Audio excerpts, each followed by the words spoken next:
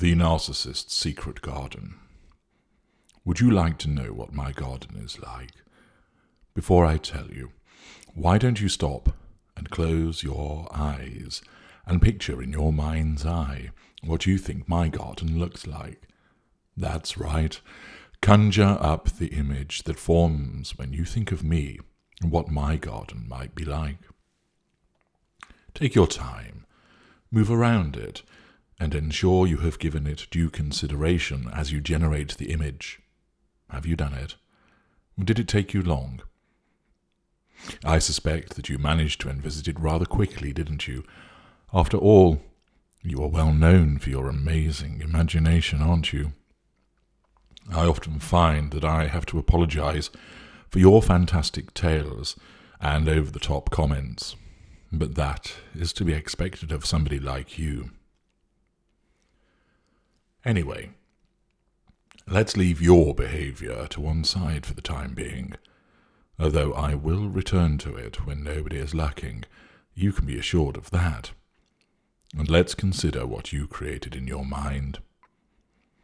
I should imagine that the landscape you have formulated is one of two outcomes.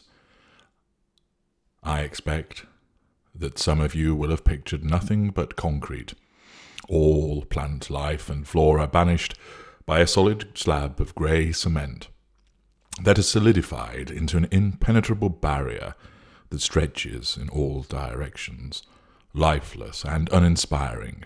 Once there might have been a flourishing and verdant garden, but it has been banished by this concrete covering, which has extinguished anything that grew or blossomed. If the concrete carbuncle is not what you saw in your mind, then you will have adopted for the alternative. You will have pictured solid, barren and lifeless soil, which will not sustain anything of beauty.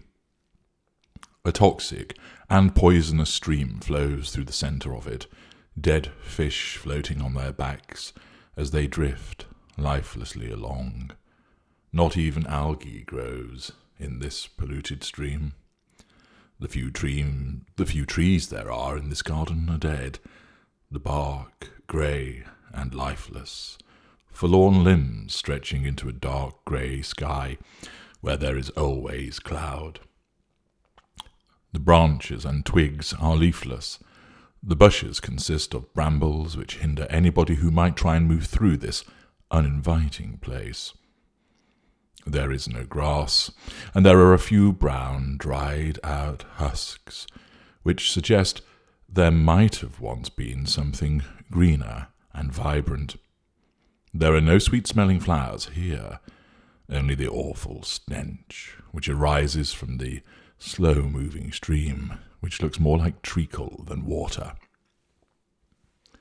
Even the weeds are few and far between, struggling to find any sustenance from the sterile soil. Is this what you saw? Come and follow me as I take you into my secret garden. I produce a key from my jacket explaining that very few people ever get to see my secret garden, but I am letting you inside because you are special and I like you. I open the thick gate and usher you inside. You do not see me hurriedly lock it behind you, since you are busy staring at the beautiful garden that rolls out before you. Capability Brown must have laboured long and hard here. The lawn is flat and even. The grass has been rolled so that stripes have formed, and there is not one blemish to be seen amidst the green blades. The edges of the lawn have been carefully cut, so that no grass overhangs, so that there is a distinct line between the lawn and the flower beds. The soil looks fertile, well nourished, and is free of weeds. A dazzling array of flowers grow from this well-tilled soil. Strong stalks reach up towards the azure sky, shiny leaves sprouting from the stalks before the injection of colour appears. Every shade of the rainbow is represented amongst the many varieties of flower that flourish in my secret garden. Brilliant blues, fiery oranges, ruby reds, and sunshine yellows abound. The flowers have short petals, long petals which move in the gentle breeze.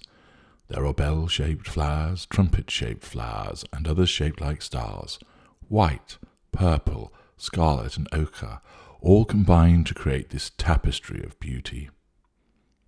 A stream gurgles as it passes through the garden, cutting through the magnificently manicured lawn, so that an intricate bridge has been created allowing one to traverse from one side to the other.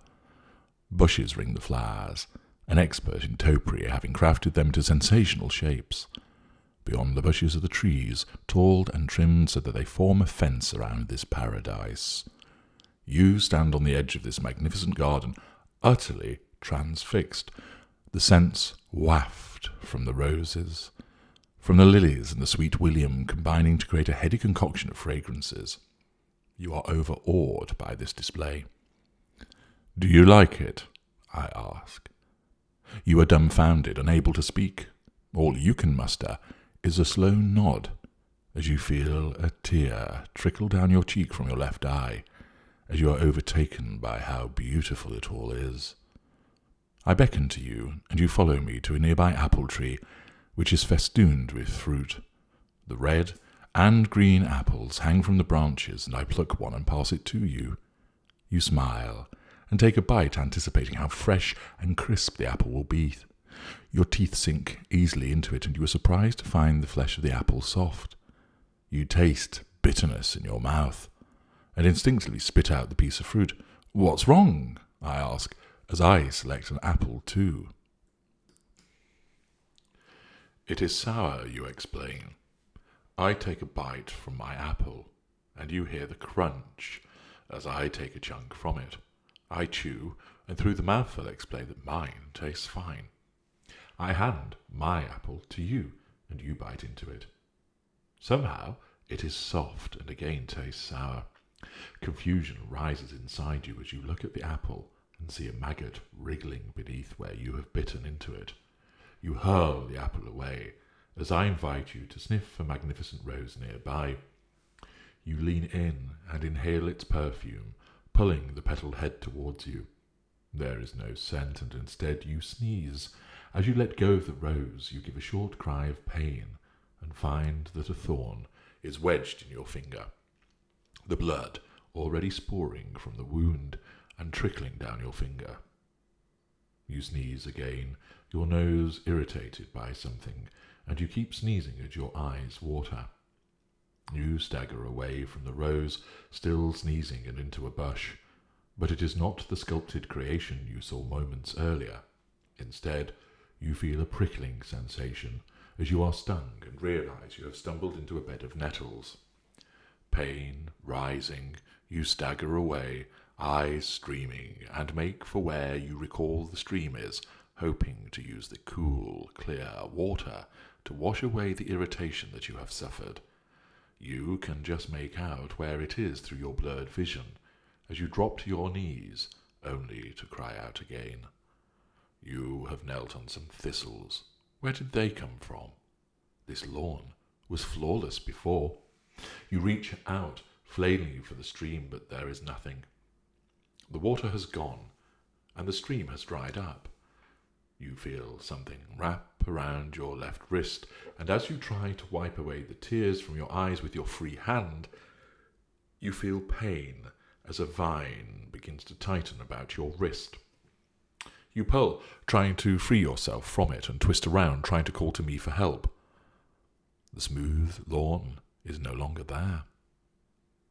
Gone is the rolled grass. Instead, you are looking at a mountainside, rugged and steep.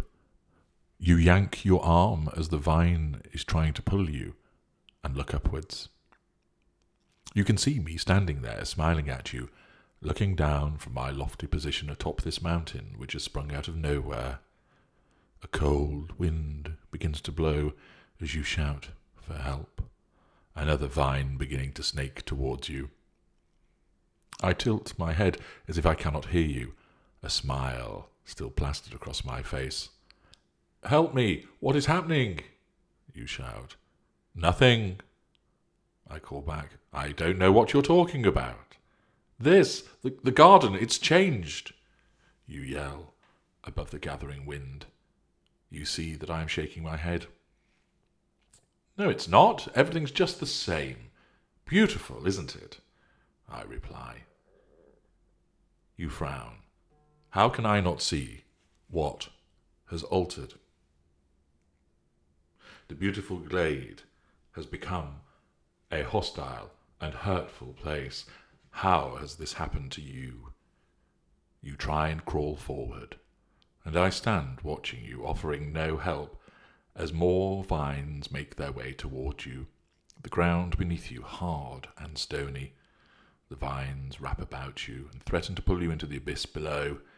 All the while I stand and watch, smiling. Welcome to my secret garden.